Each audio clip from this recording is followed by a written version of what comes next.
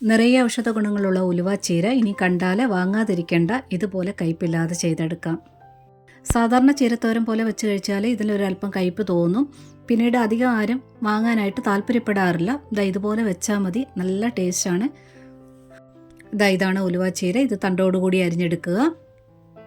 അല്പം മക്ക് ടേസ്റ്റ് തോന്നുന്ന ചീരകളൊക്കെ ഉണ്ടല്ലോ, മണിത്തക്കാളിയുടെ ഇലയൊക്കെ ഇതേ രീതി തയ്യാറാക്കി എടുക്കാവുന്നതാണ്. ഇനി ഇതുണ്ടാക്കാം. കടായി വെച്ചിട്ടുണ്ട്. എണ്ണ ഒഴിക്കുക. കുറച്ച് കടുകിട്ടൊന്ന് പൊട്ടിച്ചെടുക്കുക. കടുക് പൊട്ടി വന്നതിന് ശേഷം ഒരല്പം ജീരകം ചേർക്കുക. ജീരകം പൊട്ടി വന്നിട്ടുണ്ട്. ഇനി ഇതിലോട്ട് ഉരുളക്കിഴങ്ങ് എടുത്തിട്ടുണ്ട്. 2 ഉരുളക്കിഴങ്ങ് എടുത്തിട്ടുണ്ട്. ചെറുതായിട്ട് അരിഞ്ഞ് ചേർക്കുക. കൂടെ തന്നെ ഒരു ചെറിയൊരു സവാള കൂടി ചേർക്കുക. ഒരല്പം മുളക് ചതച്ചത്, ചില്ലി ഫ്ലേക്സ് കൂടെ ചേർക്കുക. ഉരുളക്കിഴങ്ങ് ചെറിയ കഷ്ണങ്ങളാക്കി അരിഞ്ഞ് ചേർക്കാനായിട്ട് നോക്കുക. ഇതിൻ്റെ കൂടെ തന്നെ കുറച്ച് മഞ്ഞൾപ്പൊടിയോടെ ചേർത്തിളക്കാം. ഞാനിതിൽ ഇപ്പോൾ ഉപ്പ് ചേർക്കുന്നില്ല. നന്നായിട്ട് മിക്സ് ചെയ്തതിന് ശേഷം ചെറു തീയിലിട്ട് വെള്ളം ഒന്നും ഒഴിക്കാതെ തന്നെ നല്ലവണ്ണം ഉരുളക്കിഴങ്ങ് വേവിച്ചെടുക്കണം. ആദ്യമേ തന്നെ ഉപ്പ് ചേർത്ത് വേവിച്ചെടുക്കുകയാണെന്നുണ്ടെങ്കിൽ, ഇതിപ്പോൾ വെള്ളം ഒഴിക്കാതല്ലേ വേവിച്ചെടുക്കുന്നത്, അപ്പോൾ സവാള അങ്ങ് മുരിഞ്ഞു പോകുമേ.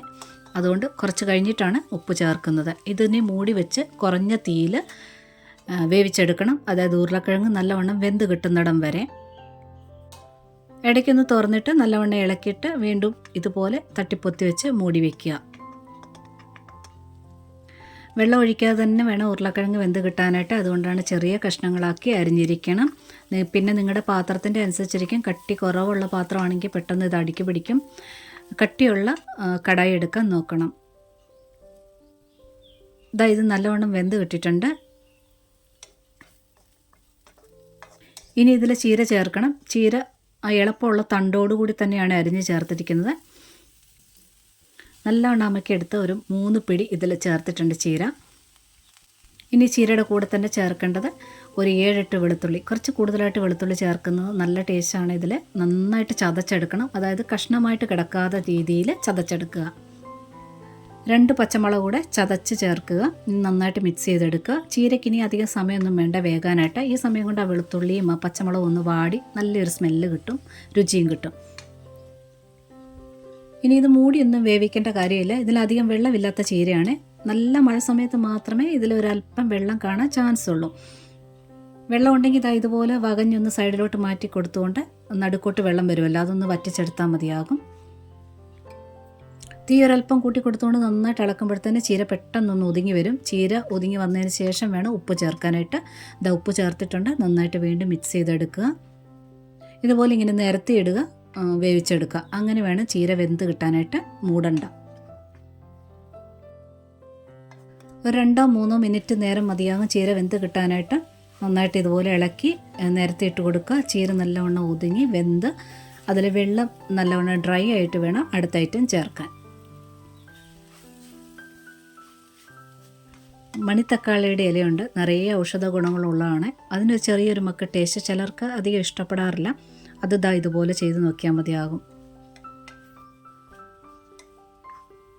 ഇങ്ങനെ നിരത്തിയിട്ട് ഒരു 2-3 മിനിറ്റ് ആയിട്ടുണ്ട്. ചീര നല്ലവണ്ണം വെന്തിട്ടുണ്ട്.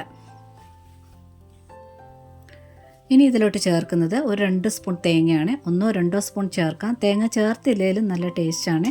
പിന്നെ നമ്മുടെ മലയാളികളുടെ ടേസ്റ്റിലോട്ട് വരണമെന്നുണ്ടെങ്കിൽ ഒരല്പം തേങ്ങയുടെ ചേർക്കുന്നത് നല്ലതാണ്. പിന്നെ ഈ എടുക്കുന്ന ഉരുളക്കിഴങ്ങിനോ ചീരയ്ക്കോ ഒന്നും പ്രത്യേകിച്ച് കൃത്യമായിട്ട് അളവൊന്നുമില്ല. ഉരുളക്കിഴങ്ങ് കൂടുതൽ ഇഷ്ടമാണെങ്കിൽ അത് ചേർക്കാം. ചീരയാണ് കൂടുതൽ ഇഷ്ടമെങ്കിൽ അങ്ങനെ കൂടുതലായിട്ട് ചീര ചേർക്കാം. ഇനിയിപ്പോൾ തേങ്ങ ഇതിലും അല്പം കൂടി ചേർക്കണമെന്നുണ്ടെങ്കിൽ അങ്ങനെയും ചേർക്കാം. തേങ്ങ ചേർത്ത് കുറച്ച് സെക്കൻഡുകൾ മാത്രം മതി. തേങ്ങ ഒന്ന് ചൂടായാൽ മാത്രം മതി. ഇപ്പം ഞാൻ ഗ്യാസ് ഓഫ് ചെയ്യുകയാണ്. ഇങ്ങനെ ചെയ്തെടുത്താൽ ഉലുവ ചീരയ്ക്ക് കൈപ്പൊട്ടും തോന്നത്തില്ല. വീണ്ടും വീണ്ടും നമുക്ക് ഇതേപോലെ ഉണ്ടാക്കാൻ തോന്നും. ഇനി ഉലുവ ചീര കാണുന്ന സമയത്ത് വാങ്ങാതിരിക്കരുത്. ഇതുപോലെ ഒരു പ്രാവശ്യം നിങ്ങൾ ട്രൈ ചെയ്ത് നോക്കിക്കോളൂ. നിങ്ങൾക്ക് തീർച്ചയായിട്ടും ഇത് ഇഷ്ടപ്പെടും. ഈ വീഡിയോ ഇഷ്ടപ്പെട്ടിട്ടുണ്ടെങ്കിൽ ഒന്ന് ലൈക്ക് തന്ന് സപ്പോർട്ട് ചെയ്തേക്കണേ. കൂടെ തന്നെ കൂട്ടുകാർക്കൊക്കെ ഷെയർ ചെയ്യുക, കമൻറ്റ് തരാനും ഹൈപ്പ് തന്ന് സപ്പോർട്ട് ചെയ്യാനും മറക്കരുത്. സബ്സ്ക്രൈബ് ചെയ്യാത്തവരുണ്ടെങ്കിൽ ഒന്ന് സബ്സ്ക്രൈബ് കൂടെ ചെയ്തേക്കണേ. നോട്ടിഫിക്കേഷൻ ബെൽ ബട്ടണിൽ ഓൾ ഓപ്ഷൻ ഒന്ന് ടിക്കാക്കി ഇടാനും മറക്കരുത്. ഒരുപാട് സ്നേഹത്തോടെ താങ്ക്സ് ഫോർ വാച്ചിങ്.